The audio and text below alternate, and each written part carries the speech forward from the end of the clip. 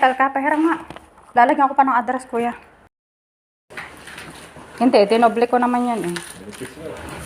Naubusan.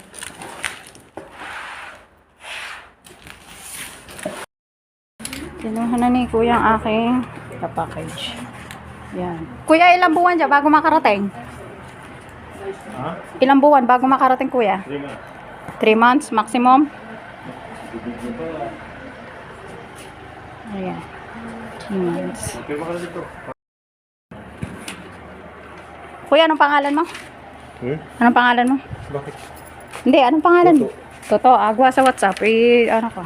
Ayan. Kuya Toto. 3 months. Okay. Okay, thank you, kuya. Tama, 5 pa. Tumulong na malis. Ayan, so.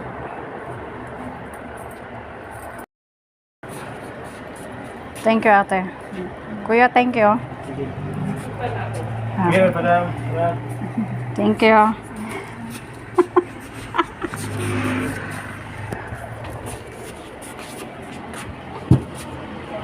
Salamat, ate.